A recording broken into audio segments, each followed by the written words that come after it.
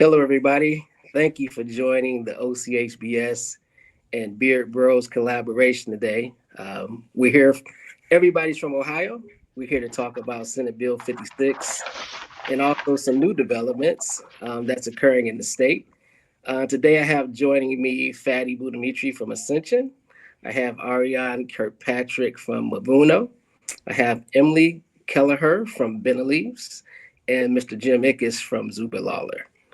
So thank you everyone for joining us today and appreciate you taking the time out to join me today. So I want to start off today. We have some breaking news.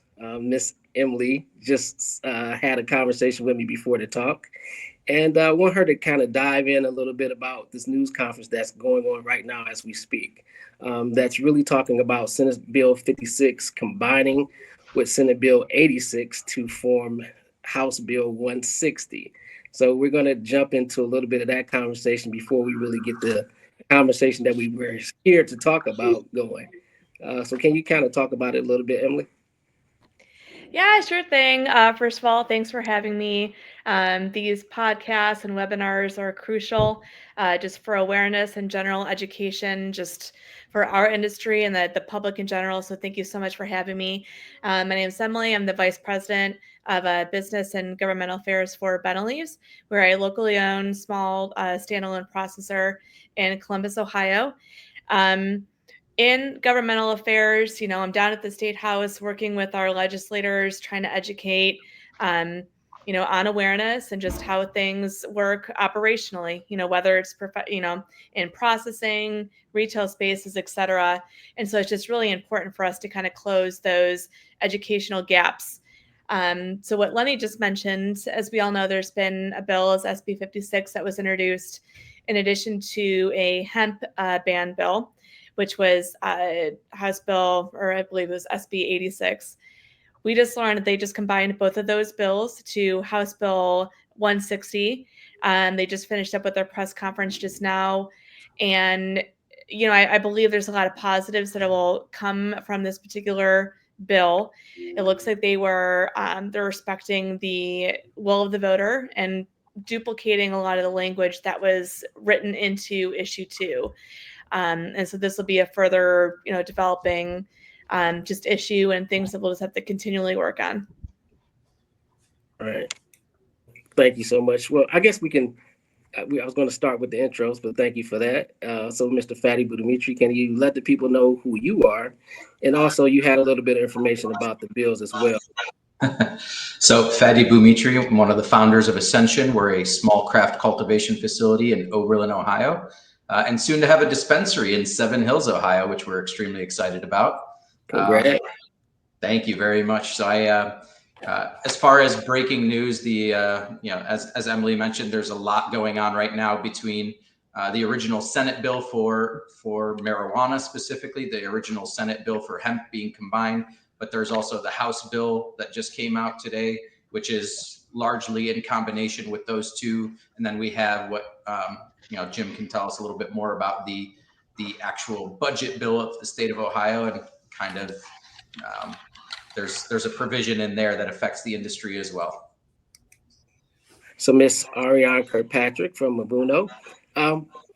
We're going to get into a lot of specifics, but when we were talking about this new revelation, the social equity piece, we know it's going to probably not, it's going to be included, as Fatty was mentioning to me prior to the call, but it's not going to, I guess, be effective the way that it should be.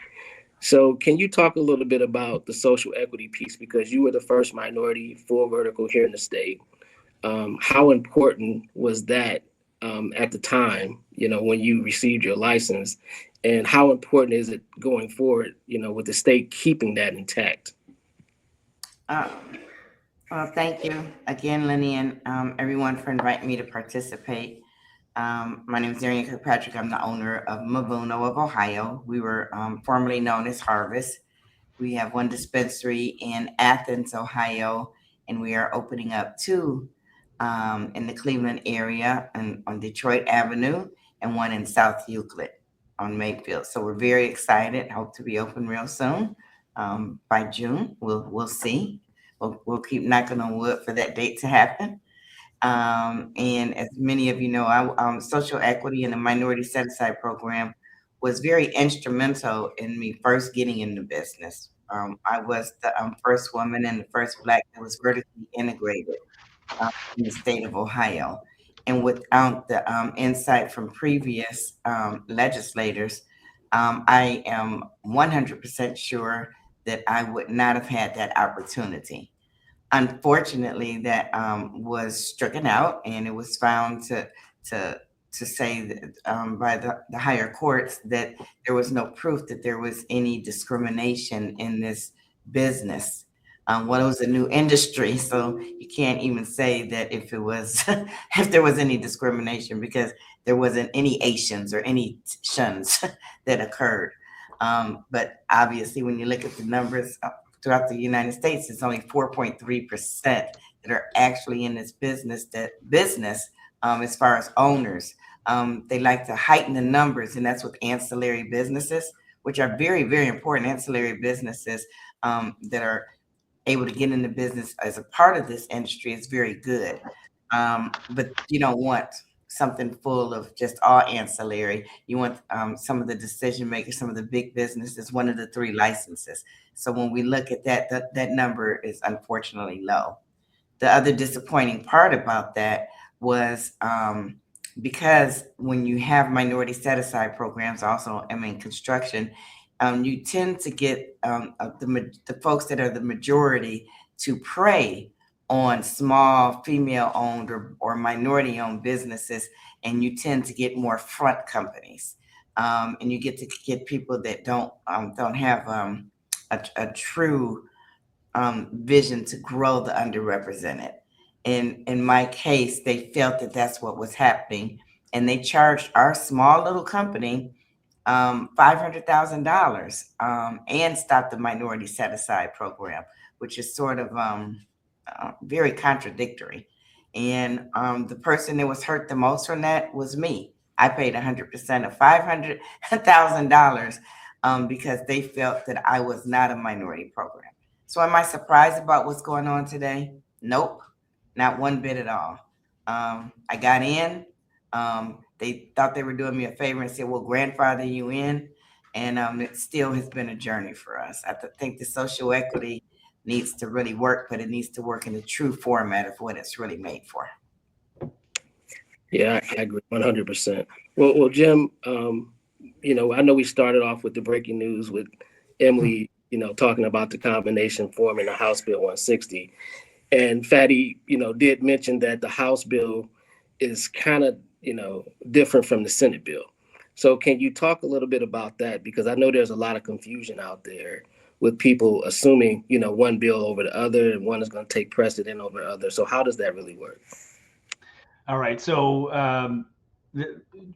for our viewers, one thing just to know is that this is in flux right now. So there's many versions of bills out there, and a lot of them contain bad ideas. So I think the overarching point that needs to be made is that, if you're supportive of cannabis normalization in the state of Ohio, that dream is under attack by our state legislature and ostensibly our governor.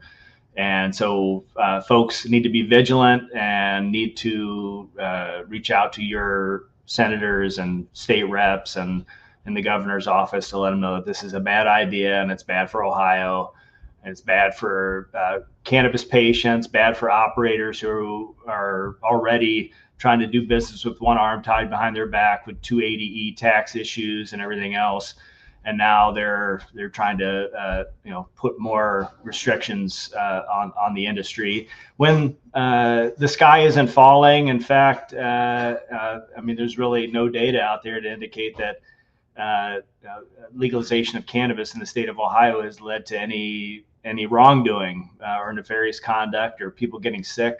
There's a lot of reefer madness out there continuously, and so folks need to remain vigilant. So getting to your question, Lenny, I know that there's a House bill out there that is merged with SB 56 as it was passed by the Ohio Senate. I can't speak to that, but what I can do is I can speak to, because I'm not familiar with the House bill, because that has not passed.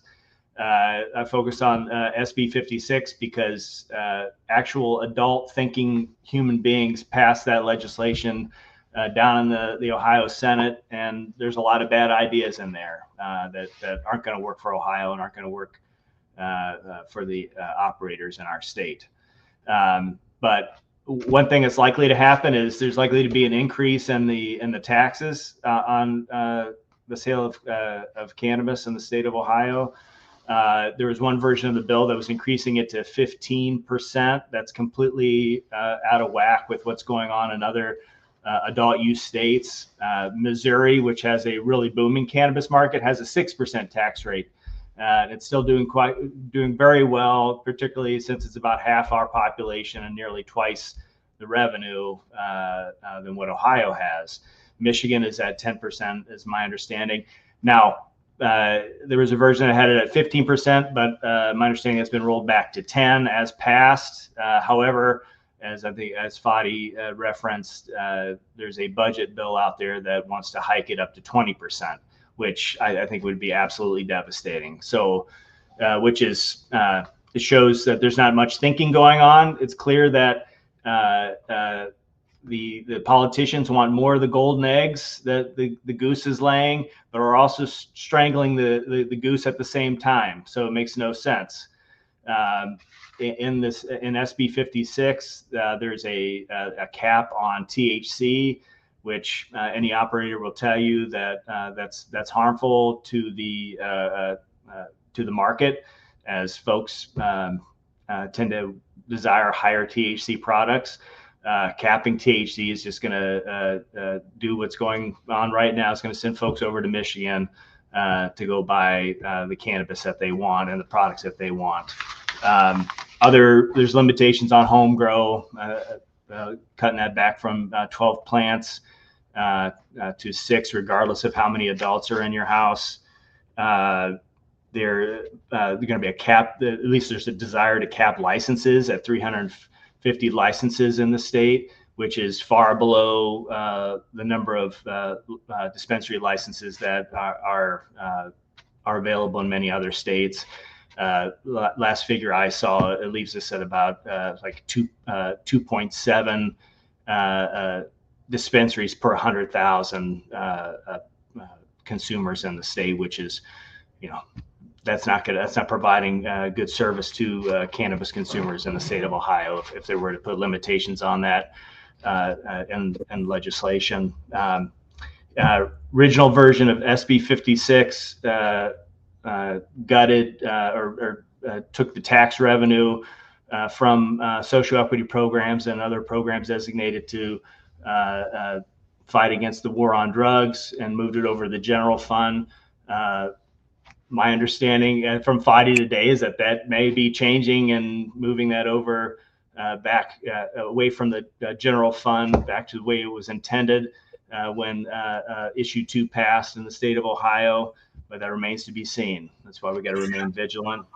There's crackdown on advertising. There's always our politicians are always hiding behind the children and not making sure that cannabis businesses aren't marketing to children. However, I mean, you watch the nightly news or primetime television, you can see Jim Beam and Jack Daniels ads, so they don't seem to care much about that. However, they want to hide behind the kids when it comes to cannabis restrictions and trying to restrict the marketing.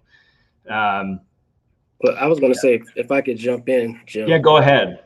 Going, as we mentioned social equity, we mentioned issue 2 passing, but now they're trying to strip it back from the voter. One, I'm curious as to, has this ever been done before?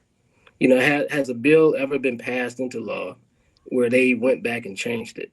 That's just a question that I have as a consumer, as an advocate, as a person in the industry. But secondly, I know this particular bill affects each one of your businesses differently. So if I could you explain to the audience, Emily, Fadi, and Ariane, how, if this bill was to pass with the potency cap, with the high taxes and things of that nature, how would it affect you as a processor, as a grower, and as a dispensary owner? I'll let you go first. We'll go, Ariane. You can start. I just want to comment on the taxes. It just amazes me that you would have a 20% tax, and that they said that one of the reasons they said that they were really creating this bill was to fight against the illicit market. And I would really like to ask the IRS how many drug dealers filed taxes last year and really put the amount of money that they sold. So how is that fighting against the illicit market? To me, you're pushing it for them to get more business, because they're not going to have to pay, and they don't pay taxes. And now I was being facetious when I say drug dealers file taxes. They don't. Let's keep it real. So that's not helping anything about curbing the illicit market. It's going to affect us as business owners. So since you're the last, basically on the front line, so everything starts with Fatty, right? Flowers grown, goes to Emily to process, then the products are basically sold to you to be sold to the the consumers or patients. So when that taxes comes about, is that passed on to the patient? Most definitely. But you tried, we have so many different sales, and we work with the different processors to try to curb and have discounts, but it definitely is going to hit the bottom line. And so unfortunately, it does hit the patients. And not necessarily patients, it hits all of our customers, because we have both recreational and medical. And unfortunately, it may push them, especially folks that had not smoked marijuana for years, that have just started experiencing, for the calming effects. And they're like, oh, okay, I like this, I enjoy this. And then so when the taxes go high and our prices are higher, they will go to that market where it's not tested, where we don't know what is being grown in it. Or they will go to one of these smoke shops that are not regulated. Unbelievable. You get a dime a dozen. It's almost like Detroit, Michigan, or any store in Michigan where you can get any store, no regulation from the cities or the state. And they are telling the folks, oh, that has plenty of THC in it. We do it. We sell anything. We make anything. No regulation. And you're going to see issues there. You're going to see health problems. You're going to see people putting things in product that should not be there. So when we talk about the potency, Fatty, from you growing, because again, you're at the top of the pyramid, right? So how does that affect you when you're now selling product to Emily as a processor to make the products for our consumers here in the state? That's you, Fatty. I mean, realistically, it's a trickle-down effect, right? Like, it starts at the beginning and it ends at the end. Before I get into that too far, there is one thing I want to give credit where credit is due. When SB 56 first came out, it was actually a lot worse than the version that passed. And frankly, there's a number of organizations, and I'm not going to be able to name them all, but it's a lot of organizations, individuals that fought, that made their voice heard. Before the bill even hit the floor and was introduced, they made more changes than I've ever seen made to a bill. That's number one. So that's a kudos to everybody out there. Number two is the original proposal to raise the tax to 15% would have made Ohio the most expensive, highest taxed market in the region, but also the third highest in the country behind, and I'm going to botch this, but I believe it's California, and I can't remember what other state, right? But think about that from the perspective of, this is in Ohio that, everybody's talking about how Republican dominated it is. Well, Republican dominated, these Republicans are out here trying to tax this one thing when they're trying to be Republican on, not everything else. Let's be fair. They're picking and choosing where they want to be Republican and reduce taxes and be more pro-business and everything else. But the 15% tax rate that was proposed and has been taken out was still going to make us one of the highest in the country and by far the highest in the region. Now they're proposing in the budget bill to make it 20%, and to give just kind of an understanding for people. You're at twice as much tax as Michigan charges, but we're not even scratching the surface of the fees that the operators have to pay, which I would argue are probably the highest in the country. Every time we decide we want to name a strain, we've got to pay just to name that strain. Every time we decide we want to post on social media, we got to pay $100 just to post that post on social media, right? Like there are so many fees that are essentially taxes that the Ohio program, I mean, so many people wonder why Ohio program is as expensive it is. I mean, there are multiple reasons, but the biggest reason why is the cost to play in Ohio. And all of that stems from the fees that are coming from the program itself. Those fees are being bolstered by these regulation or by these new rules, as opposed to, moving in the right direction. We've seen 6 months now of adult use sales, and I think we can all see that the number of break-ins and robberies and everything else hasn't dramatically changed in the state of Ohio. I'd argue that they haven't changed at all. In fact, I'm talking to a city about opening up for a potential dispensary, and their argument was that it was going to be such a big burden on their police and fire. So I went out and I did a federal Freedom of Information request from every city in Northeast Ohio for how many 911 calls have been made from the addresses of the dispensaries that already exist. I got 0 calls in 5 years listed. Zero, not a single call, not a single break-in, not a single theft. And it's pretty easy to know why. Everything's locked up every single night. So there's no way for people to have, to bear any fruit if they're breaking in. There's no way for, if I wanted to walk into a dispensary and just kind of clip something, put something into my pocket, it's impossible to do that because you don't even get shown the product until you've paid for it, right? So there is no additional burden on these cities. Instead, what they're seeing is the state of Ohio currently holding back on tax money that is guaranteed to these cities. It's theft. The state of Ohio is literally stealing from these cities right now. And I don't know what it's going to take for these cities to step up and fight for themselves. But I can tell you that, it's very much an uphill battle. We've won a small little fight. And I say we, I mean, all of the people out there that have reached out to their senators, to their representatives, have won a small little fight in getting the language of SB 56 changed dramatically, but there's a lot of fighting left to do. My expectation is that we'll be fighting every day from now until July 1st when that budget bill passes. And then they'll take a little break, so we'll get a little break, but it's not going to be over then. Well, sorry, that was a long segue away from what you asked about, which is how does this bill specifically affect me as a cultivator? Today, as a cultivator, obviously the THC percentages are a slight issue. It's not the biggest issue for us, if I'm being honest, but it's an issue, right? It's a much bigger issue for the processors. But in the flower world, I've only ever had one strain that tested above 35%, and it was still in the what do they call it? The standard of deviation, where it was still allowed to be sold. But the crazy part is, if it was just slightly higher, there would have been almost no difference between one batch and the other, but the second batch that was higher would have had to have been destroyed. It's very arbitrary.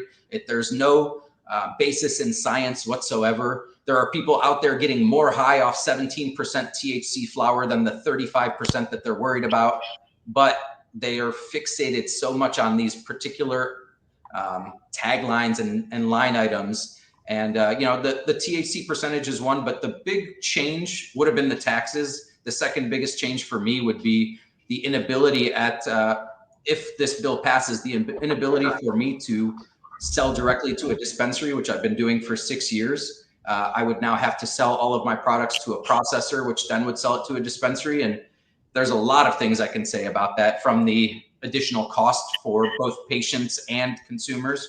It's obvious if I have to move a product once and then the processor has to move it a second time, there's added cost there. But then there's also I no longer control the narrative when I'm delivering to a dispensary. I no longer control the cost because that processor might tack on an additional 20%. There's so many different variables there, and it's one of these, what's the old saying? If it ain't broke, don't fix it. What's broken about this? What are they trying to fix when they exclude a cultivator from being able to sell directly to a dispensary any longer? There is nobody that's being helped by this, but there are people that are being harmed. Yeah, I was gonna say that too. Going to Emily, like based on the program now, again, you could talk about how this affects you as a processor too. But if this stayed the same the way that it was voted in, what were the pros and cons? Is it something that we should have, I guess, fought for additionally on top of what the voters voted for? Like, could we have, made enhanced this to be a little bit better than where we originally are? We're struggling to get pre-rolls into the market. We're struggling to get these 10B licenses up and running. I mean, it's a lot of things that we're behind on, but based on your processing side of things, again, how does it affect you? And what else could we do to make it better? I really believe that at this point, there's just been so much misinformation, within our industry. The general public is more confused than ever, given just the different variability of all these different bills, and no one quite knows what it means. I saw a petition that was being passed around about like 2 weeks ago, and it's just like, oh my gosh, like this is like way too early, like none of this is even going to be valid, and like they're trying to gather all these signatures. So you can tell that that the public in general, like, they want to have their voice heard, they want to be loud. And I think one of the issues is that when they introduced SB 56, there was so much in there that is and will be addressed under the DCC, like the Department of Cannabis Coalition. So many things that they discussed within that bill, like child-proof packaging, advertising regulations and restrictions, and the safety of transportation to the cultivator to the dispensary, processor to the dispensary. Like, all of that is already baked into that. And we're working with the DCC already on so many of these different just things that he pointed out specifically in the bill as being an issue. So back to the saying, don't fix something that's not broken. That is a huge majority of that bill that's just not broken. In addition to us, we are the true middleman, right? Being a processor, our costs are astronomical. Not only do we have to procure biomass from cultivators to be able to even produce in our own facilities, we then take all of the costs for delivery, labor costing, test costing, final product. Like, our costs are astronomical. And so in the original bill, we called ourselves the orphan processors because so many of the other licensees got additional retail space. They were able to expand their cultivation. There are a lot of things that were baked into that as well, that we're currently still fighting for. That would alleviate, if we're able to even just have a 5,000 square foot grow, and it's just going to us just for biomass, for us to just be able to produce our products, that would be a huge lift, huge monetary lift for us. And that's just kind of like tip of that iceberg, really, as far as cost savings for us as a processor. I believe that, now with this new bill and, just other bills in general, I think that it's just really important for us to get out there and just talk amongst ourselves and try to fact check things specifically, because people can get very hyped up and get worked up about specific misinformation and not understand that there's another bill, what Fadi just mentioned, that's being passed through the general fund, saying, look, they want to increase it to 20%. Not many people even know that that's going on right now. And so there's so many different areas where I feel like it can be beneficial, webinars like this, getting more of us as industry professionals and experts out to speak to this stuff specifically in a timely manner. Even though, this just happened today with, 160, the new bill, but, we'll look through that and we'll get summaries and we'll kind of piece through. But I honestly feel like, when we passed issue 2, the voters knew what we voted for. I mean, it was very clear, you could read exactly, we all knew exactly what we were voting for. And I think that needs to be the message. It was the will of the people.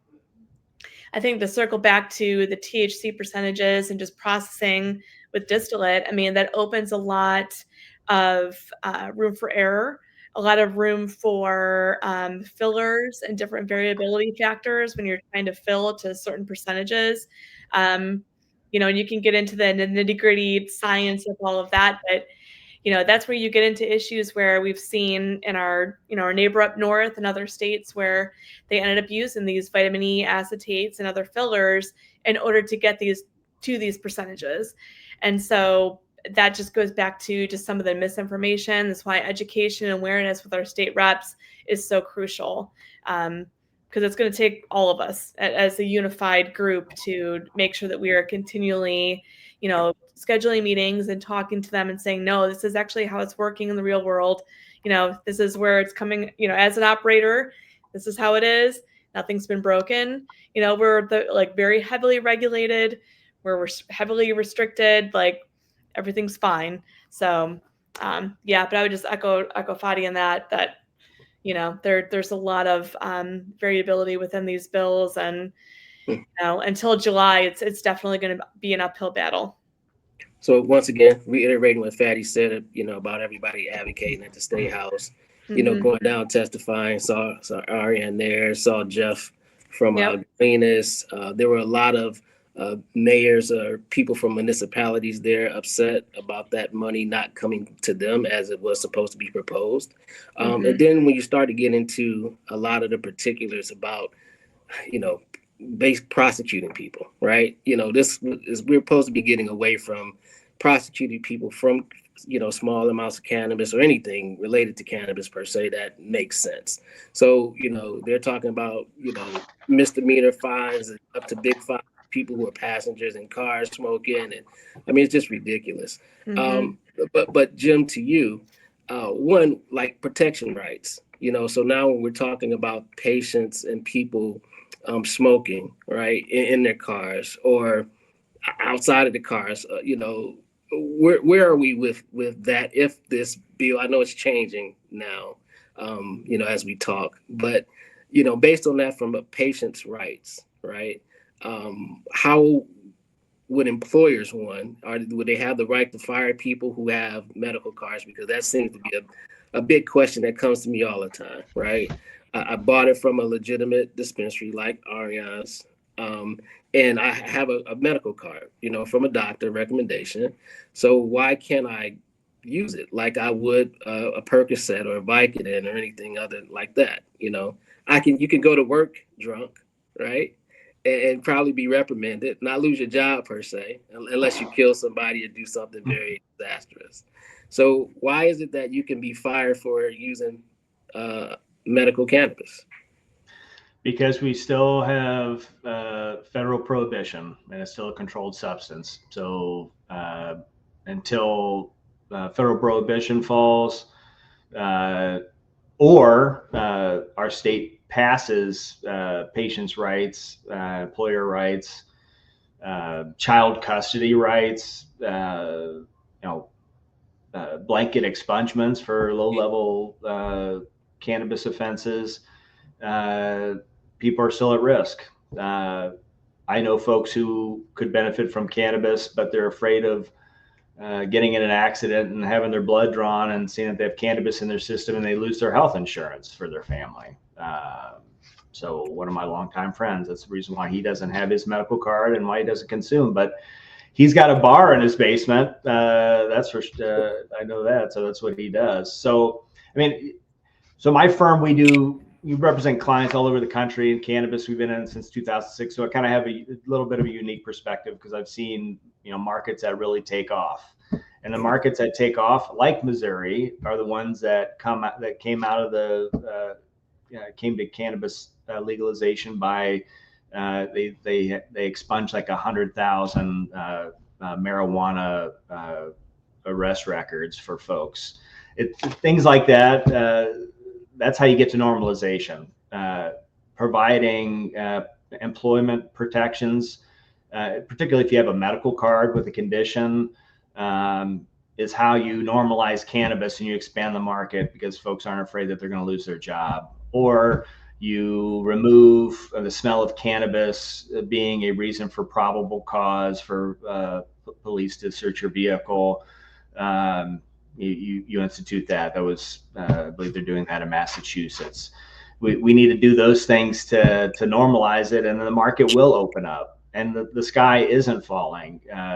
Michigan hit over $3 billion in revenue last year. I know it's not all about the money, but that's reflective of what people are actually doing, and they're buying a lot of cannabis. And a lot of those folks are from Ohio that are going over to Michigan and buying cannabis. Last figure I saw was like 700 million last year. So turns out human beings really like cannabis, and they really need it, and they've liked it probably since the dawn of man, and they're going to keep on liking it and wanting it and needing it, and that's not going to change. And bills like SB 56 or whatever Franken bill they come up with to try to have a say and try to restrict it and try to squeeze more money out of it, it ultimately will be ineffective, because I think cannabis normalization is inevitable.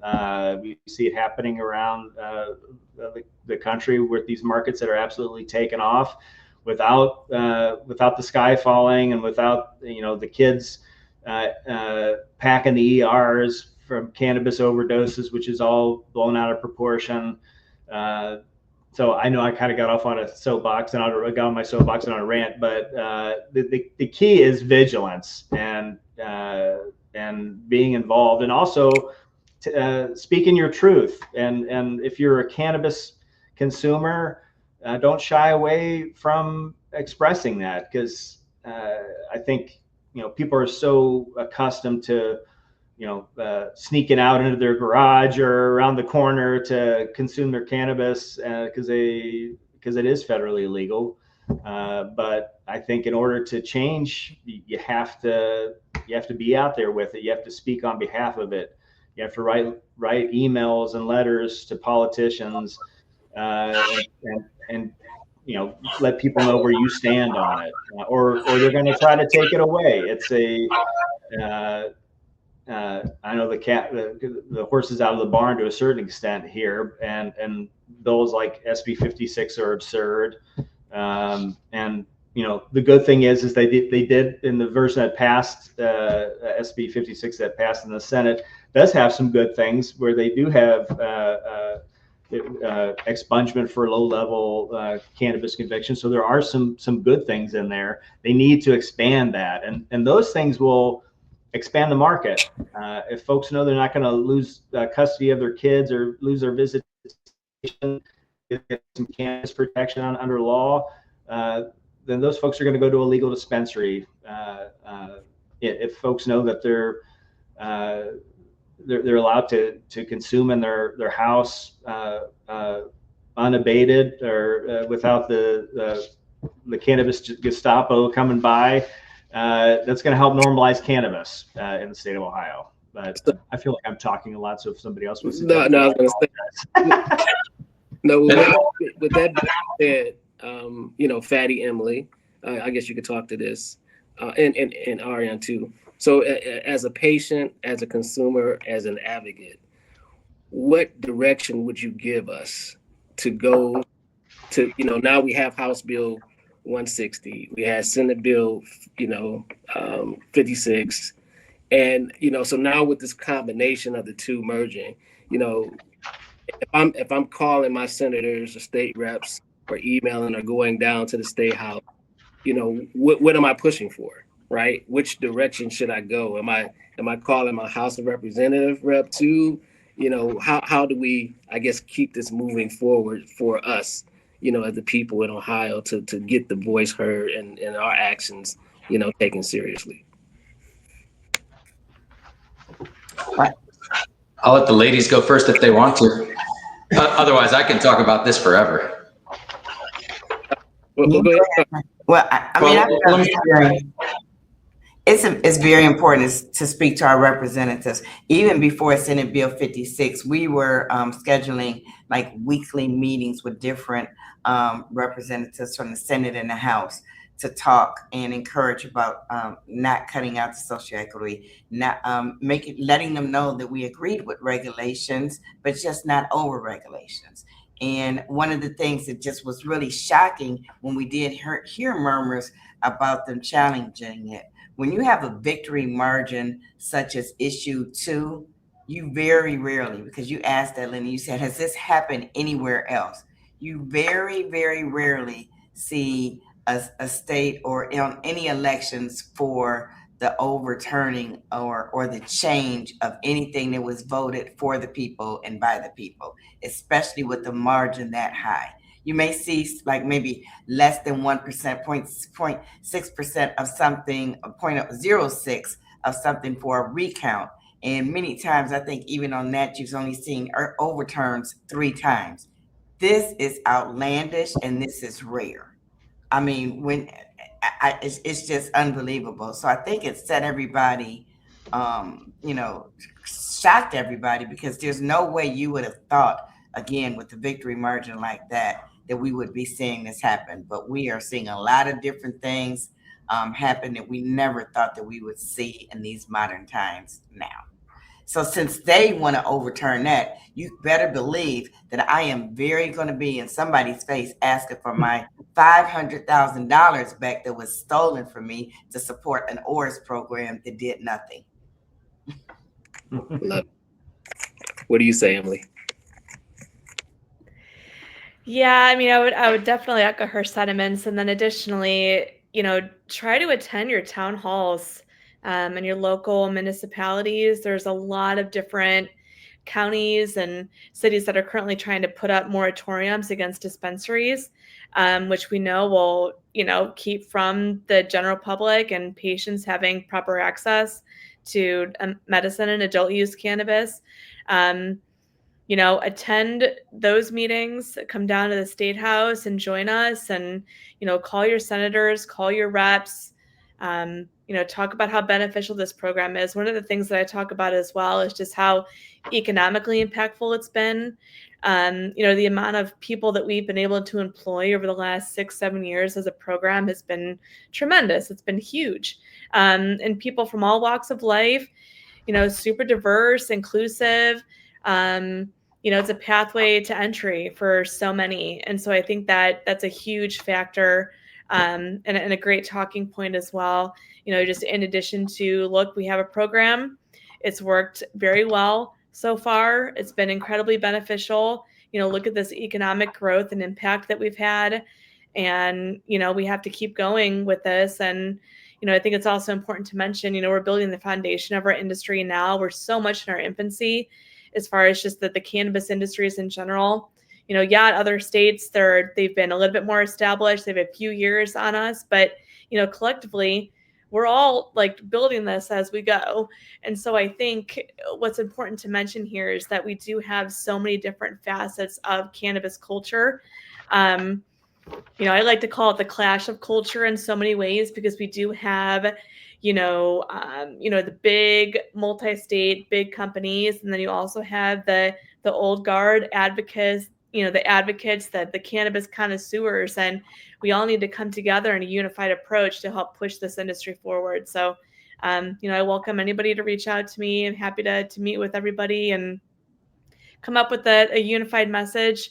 We also are having our lobby days that we're doing on March 20th in a couple weeks, which will be down at the State House. And we have a panel of legislators that so graciously have taken time out of their day to come sit and talk with us and talk about the current landscape. So I encourage everybody to join us there as well. So that's March, you said March 20th from 10 to 4, right? Correct. Okay. All right, Fatty, what about you, sir? I think first of all, Lenny, you asked the question, has this happened before where the will of the people is subverted? I know in Ohio, the answer is no. Talked to a gentleman who's been in Ohio politics for 35, I think, years. And he said he's never seen in his life something like this happen. And he's been talking to other representatives and senators and saying a lot of them are out there going, I'm not down with this. I'm not trying to subvert the will of the people. This is all being done without my knowledge, without my consent. So we're gonna have to force people to put their money where their mouth is and stand up for what they're saying they believe in, the will of the people, very soon here. And you asked what people can do without touching on what the other two already said. I think one thing that I would ask personally is for the veterans in Ohio, especially those veterans who may not want to be on the medical list because, you know what, they don't like being on a list at all. They don't trust being on that list. Maybe they have a CCW and they can't be a medical card holder. Maybe they are a medical card holder. It doesn't matter. But the veterans out there, you have a big voice in Ohio. Please use it. You are being hurt in this bill. with the THC caps and the milligram per gram caps. These are things that are just going to force you to take additional pills, additional drinks, additional whatever it is to get to where you need to go. I know people who have been in car accidents and need 1,000 milligrams per day. How is somebody supposed to get to 1,000 milligrams per day without just, smoking all day if they're not able to get, the different forms in the higher concentrates that they need? So my ask today would be for the veterans specifically. I know I appreciate the fact that you've represented this country in the most, honorable way you possibly can, but I think you need to step up for yourselves also in this regard and say, hey, listen, I have a problem with this. And I know I've talked to a number of veterans that are already doing that, but if I'm being honest, 125 has power. 12500 has a lot more power. Make your voice heard. So I'm about to get off the rails just a little bit. And I heard a rumor, and it may not be true or not, but the rumor was the NRA was, they're basically, or the state of Ohio is basically courting them, right, to come here to set up their national headquarters, right? And in doing so, they're giving them or willing to offer them a tax abatement, right, to make that happen. So I haven't researched it. Somebody asked me about it, so I was curious. Have you heard that one? But if that is the case, right? So you have, we always debate about guns. We always debate about alcohol and cigarettes, right? Because those other three we know cause harm in the communities, right? Their issue, whether they want to say it is or not. So if they were to give tax abatement to the NRA to come here for a headquarter purpose, like, why do you feel like the cannabis community is always under attack, for monetary reasons? Is it for, the people thinking that you guys are making so much money that, it's the drug dealer mentality, as Ariane was saying, about the paying taxes piece of it? So I was just curious. I know this has nothing to do with the Senate bills or anything like that, but I was wondering if you heard that. And if that is the case, how do you feel about that? Anybody can speak on it if you heard about it. I don't know anything about the NRA coming to Ohio, so I can't speak to that. But I definitely have an opinion as to why I think cannabis is always under attack, and I think it's because of the drug war, and I think it's because cannabis is very popular with human beings. In fact, we have a system that's wired for it in our body, the endocannabinoid system. So for whatever reason, we manufacture our own endocannabinoids. We manufacture our own THC, which all you folks all know. Anybody that's going to watch this will know that. But a lot of regular folks don't, that are walking around. They don't understand that how this plant is really wired to protect us in certain ways and help us with inflammation and help our nervous system communicate with our immune system. So there's still needing to be more research on this, but cannabis is really important to human health and wellness. So that's why people are willing to risk their liberty to sell it and transport it and use it. They've been doing that for years and years and years. And I think law enforcement understands that. One of the top probable cause reasons for searching vehicles is the smell of cannabis in the United States. And that hasn't changed. It's been that way for years. Everybody knows Tim Johnson. Just talk to Tim Johnson about that because that's the truth. So I think that's why they're always attacking it, because it's an easy target, because people are going to use it anyway, and it's a relatively harmless plant, but yet reefer madness still persists, and there's a reason for that. I think we have a private prison industry in this country that wants to put people in jail because they make a lot of money doing it, and arresting people for cannabis is still happening in many jurisdictions and states around the country, and still happening here in Ohio.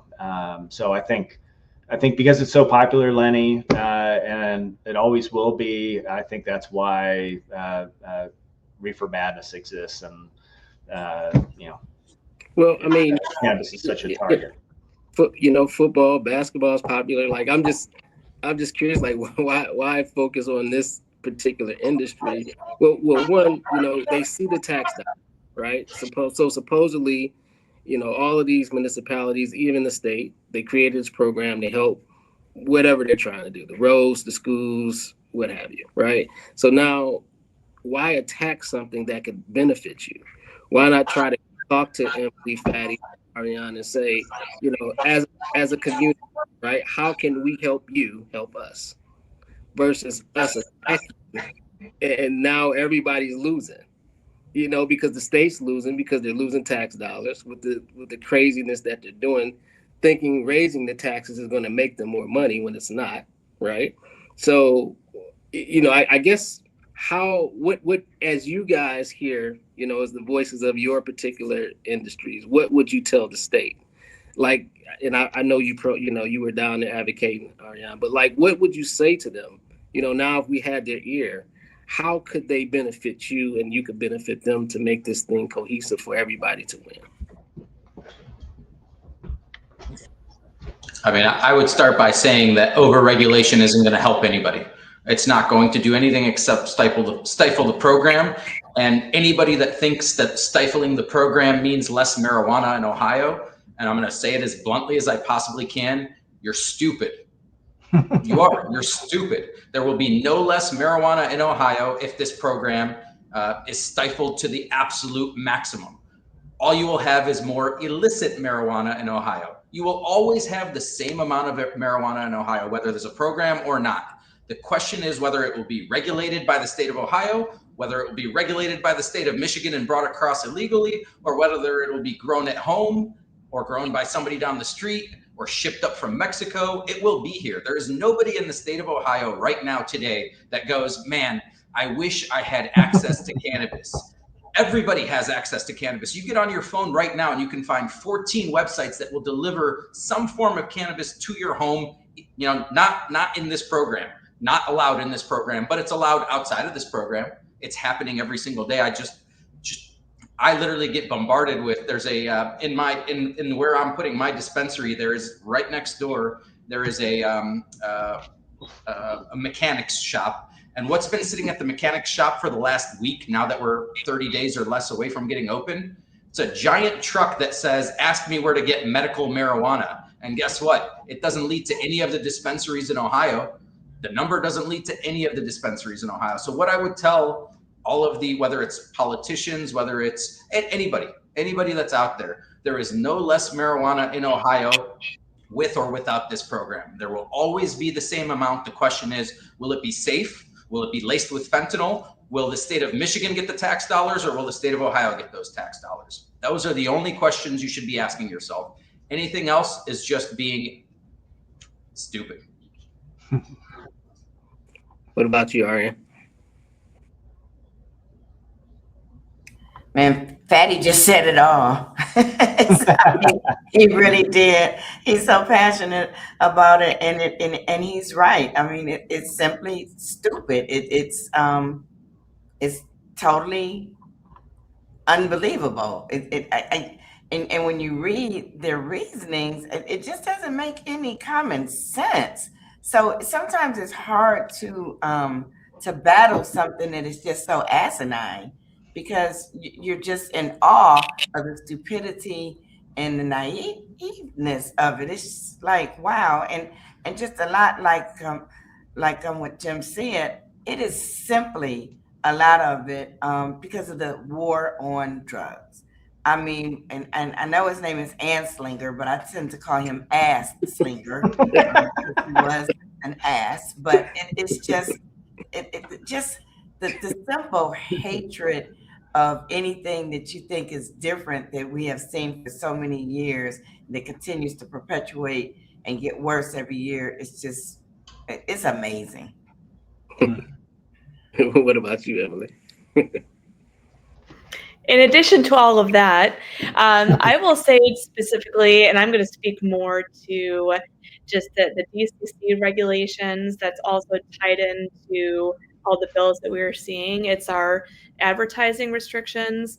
And advertising is kind of like a blanket term, which I like to put education directly underneath that advertising umbrella, because as operators and licensees, all we want to do is to be able to go out into the general public, and to your point, Fetty, be able to tell them, hey, I have a legal dispensary where you can buy triple tested, safe product legally, and know that it's safe, know that it's not laced, know that it's not filled with pesticides and heavy metals and, God knows what else. And like, that's the message that we need to be sending, is that education and awareness piece. And we are so handicapped under this program at the moment. And it's tied into all of these other bills that are bubbling up and mushering them up. It's just, so for me, that's one of my talking points when I am down there, is we have to be able to put out at least generic PSAs. Hey, these are where the legal dispensaries are. Come take tours. Like, these are the products that are available, that sort of thing. And we've just been so, handicapped with our regulatory framework as far as being able to educate, the general public. I mean, even down to, having our bud tenders educated. I mean, that's been such a massive hurdle. I was in retail here for almost 5 years. And when we began that program, medically, I mean, that was super frustrating that even my employees couldn't even speak to the plant and talk specifically, just high level, hey, this could possibly help with your inflammation, that sort of thing. And what I've seen too operationally, as far as just, the regulatory submission process is, things seemingly are getting more strict as far as what we're able to say, not say, as far as our packaging and labeling and stuff like that. So it seems like in a lot of ways we're moving backwards when we should be moving forwards, and the guardrail should be widening. So that's something that is very high on my list. And I encourage, just all of my colleagues in general, especially as operators, to talk about that as well. Because it's true. Outside of the 3 C's, you have Cleveland, Columbus, and Cincinnati. It's rural Ohio, and people don't know necessarily that there's a program. And even within the city, I mean, you go to the restaurants and, it's wild how many people just have no clue that it's even a program, let alone that now there's all these various bills and, the stuff that we know what's going on. In addition to, I know we've mentioned this, but the intoxicating hemp factor with the vape shops and all of these other places that are mushrooming them up, that almost rose in parallel to issue 2 being passed. And then you saw the rise of all these shops. So, all of that is muddied as well in the general public. So for me as an operator, I would love nothing more than be able to educate freely, be able to attend events freely, representing my brand and, operators and the program in general. And so that would be my call to action for just the general public and as operators, is we have to be unified and just our approach and our dialogue, and make sure that we're all, working towards the same goals. So speaking on a unified community, and as patients talk about high prices here, right? How can you guys come together to get the prices down? Like what is it? And I'm speaking on this from the hemp bill being combined into the cannabis bill with the 160, right? Because everybody, that I speak to, you have two versions of why they like certain hemp products versus cannabis, right? Because of the cost, right? That's the primary thing, right? So what could be done between the 3 factors of, processing, cultivating, and, Arion being at the last of the regime with the pricing for the consumer? Like, how can you work together, I guess, with the state to help you get there, right? Because a lot of it is contributed to not being able to do certain things, right? So that keeps the prices high. That's just my opinion. But, could you elaborate on that? Is there a possibility to do that to help the patients in the pricing, or no? I see. Yeah, I mean, I think that will come with the maturing of the program in general. But a lot of it is cost of doing business. You're paying for the quality at the dispensary level. I mean, triple testing, testing is expensive. It's incredibly expensive. The amount of monetary costs that we have that goes towards testing specifically, weekly, monthly, I mean, it's astronomical. And so I believe one of you mentioned it earlier. I mean, it's a trickle down effect.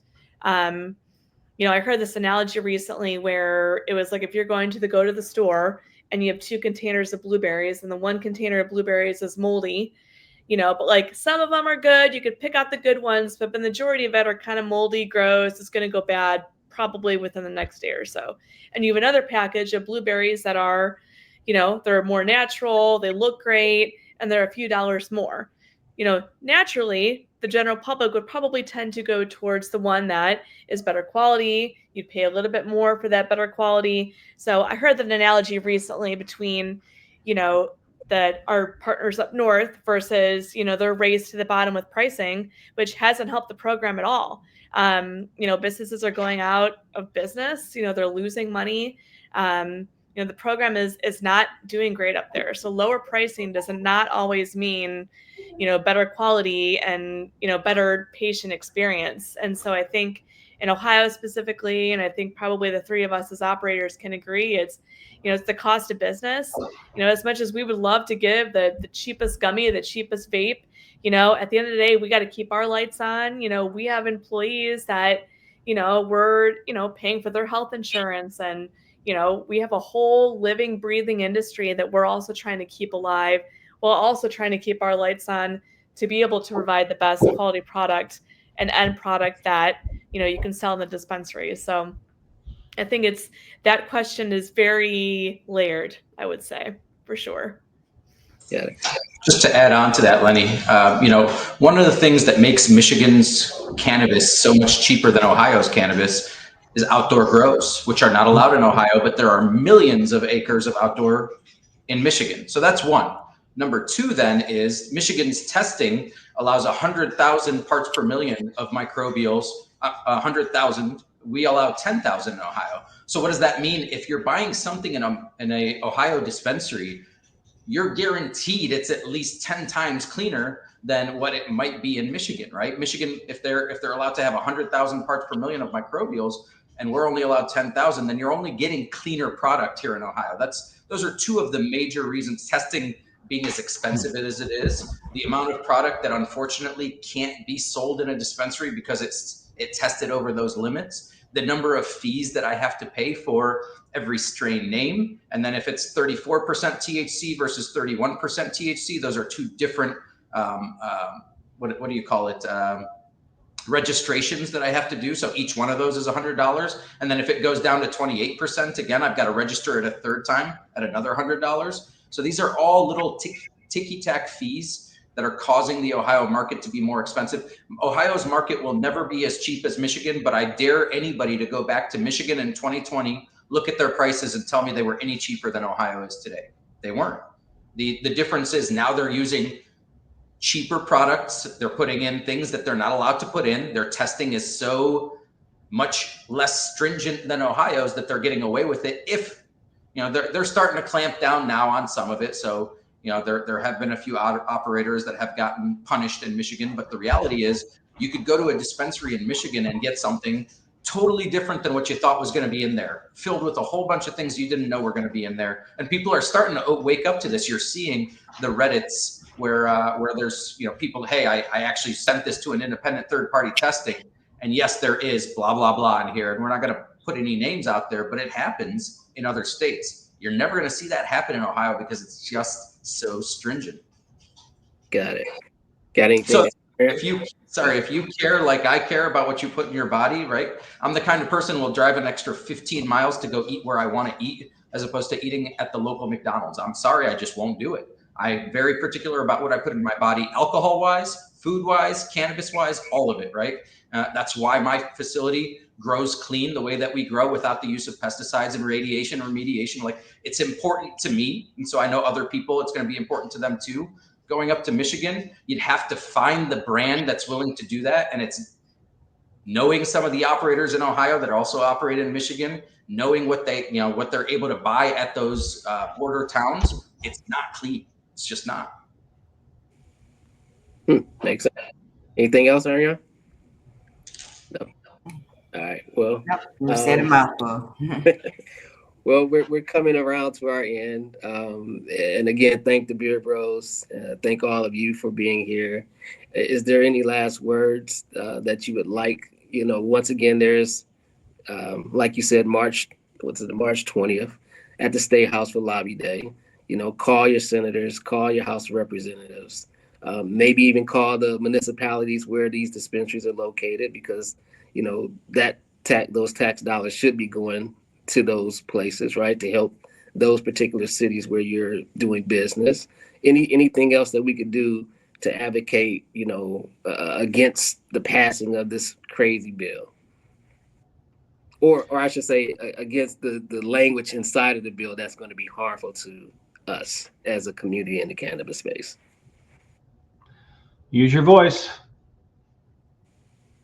That's write op-ed pieces, contact your state reps and senators, show up on lobby day.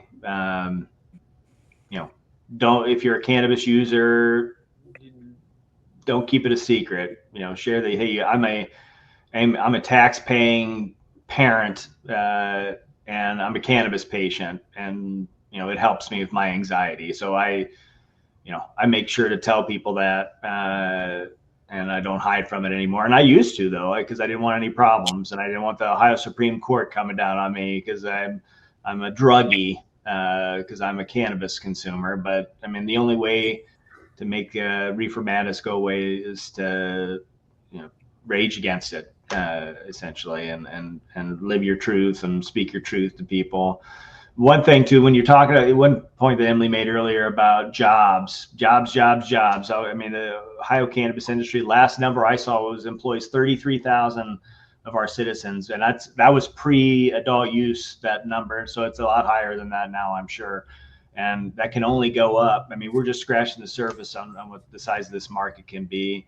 On the price issue, supply and demand, we do need more biomass in the state of Ohio, and that's what they should be focusing on. Sun-grown cannabis is a good idea, and that's why it's, you know, the prices are lower in Michigan. One of the reasons that's cannabis that can be used for extracts and bring those prices down. So, and they need to get the pre-rolls out. It's like the number one product in every state are pre-rolls. It's what people want. So that's what they should be doing. And particularly if they want to increase tax dollars, free the pre-roll. So that'll be my final words. All right. I have to say, change the trajectory of what young folks are seeing now, who wait until they're 18 years old and they're excited about voting. And then and sometimes you'll see folks about 21, I'm not going to vote because it's not going to make a difference. Wow. Have we really seen that happen this time for real? And I do not want them to see that their vote does not count, because this is really what we're seeing. So we need to talk, educate, and fight for things so that this is not a normal thing that we see. No doubt. Mr. Budimitri?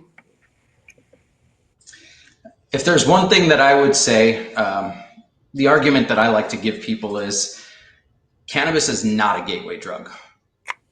Drug dealers are the gateway to hard drugs. So if you take people away from the drug dealers, make them buy their cannabis from a dispensary, they will never have the opportunity to be upsold to a harder drug, and they will never have the opportunity to have something laced. Why? Because the Ohio dispensaries only have state-regulated, state-tested products on their shelves, and therefore you are guaranteed those two things will never happen. Do you want to kill your local drug dealer's economy? Do you want to get rid of all of his, purchasers? You want to just plummet that market entirely? Put a dispensary in your community. Give people access to regulated cannabis at a fair price, and watch the drug dealers disappear. Watch the overdoses disappear. Watch the burden on your EMS reduce significantly, because they don't have to, show up for calls to all of the different overdoses that happen. It's a very simple formula if you just follow the logic. Well, I want to say, follow the industry too, right? Follow the people. I always say you're only credible as the messenger, right? So people like, I'm giving shout outs to like Gabby from Medicaid Ohio. You have Anthony Riley, who's doing a lot. I have a conference at the IX Center, OCHBS. Sign up for the newsletters. I mean, we're all, I like to work with everybody, right? Because I think that's the only way, the path forward to success in this space. We already have an uphill battle, as everybody can see. So trying to work together and be a unison is the only way that we're going to make this thing work across the board, So once again, thank everybody for joining us. Thanks to Beard Bros for letting us use your platform to educate our state. And again, just stay up to date. Thanks again, Emily, for this news breaking information about House Bill 160. And again, hopefully we'll get together again and, give everybody an update. I appreciate you. Thank you.